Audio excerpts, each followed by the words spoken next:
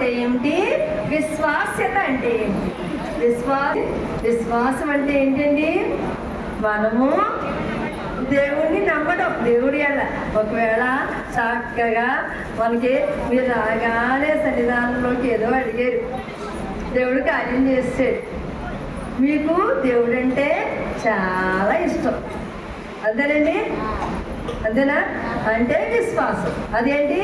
విశ్వాసం. ఒకవేళ కార్యం చేయలేదు ఆయన, అప్పుడు దేవుడికి మీ ఎడల విశ్వాస్యత ఉంది.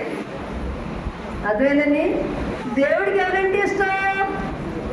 మీరంటే ఇష్టం, అదే విశ్వాస్యత. దేవుడికి మనమంటే ఇష్టం ఉండేది విశ్వాసత, మనకి దేవుడు అంటే ఇష్టం ఉండేది విశ్వాసం. అయితే ఒక రైతు అంటే అండి, ఒక వంగ చెట్టు, కొబ్బరి చెట్టు వేసాడండి. అర్థమైందండి? చక్క 6 నెలలకి వంగ చెట్టు ఫలించేసింది, అయిపోయింది. అర్థమైందా? అంటే చక్క ఫలింపు చేసాడు దేవుడు, తప్పేం కాదు. దాని టైం ప్రకారం అది ఫలించింది, అయిపోయింది, పదొక రాజ్యం చేరిపోయింది. అంతేనండి? చాపలు అయిపోయింది, అంతేనండి? కానీ కొబ్బరి చెట్టు వేసిన రైతు చచ్చిపోయాడు. అది 6 సంవత్సరాలకు ఫలించింది. కానీ ఎన్ని తరాల ఫలాలు ఇచ్చిందమ్మా? 3 తరాల కొబ్బరి చెట్టు ఫలాలు ఇస్తుందండి. హల్లెలూయా, హల్లెలూయా. అది విశ్వాస్యత. అర్థమైందండి? ఆయన ప్రణాళిక నీతో అయిపోవాలా? నీ ప్రణాళిక నీ తరతరాలు ఉండాలా? అది కొబ్బరి చెట్టు, వంగ చెట్టు. అర్థమైందండి? మనం చక్కగా బతిగా ఉన్నాం, పనిచేసాం, వెళ్ళిపోయాం, పల్లొక రాజ్యం అయిపోయించాం.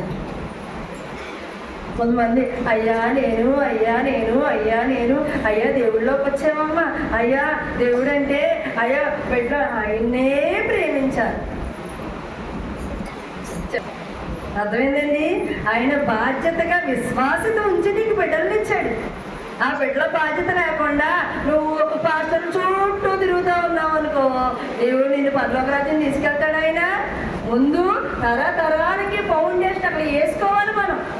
అయ్యా నాతో అయిపోకూడదు, ఇది నాతో అంతమైపోకూడదు. నా బిడ్డలను చూసుకో, వాళ్ళ తరాలను చూసుకో. ఎప్పుడు ఈ కన్ను మూస్తానో తెలియదు.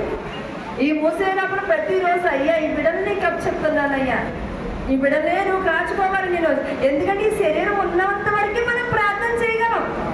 శరీరం అయిపోయింది, యుగాలు ఆయన స్థుతించగలం. ఆ విషయం తెలుసా మీకు? ఈ యొక్క సంవత్సరమే ఈ 10 ఏళ్ళు, 100 ఏళ్ళు, 70 ఏళ్ళు ఇది. కానీ యుగాలు స్థుతిలో ఉంటాం మనం ఆయన దగ్గర. ఆయన అప్పుడు ప్రేమిస్తాం. ఇప్పుడు ప్రేమించి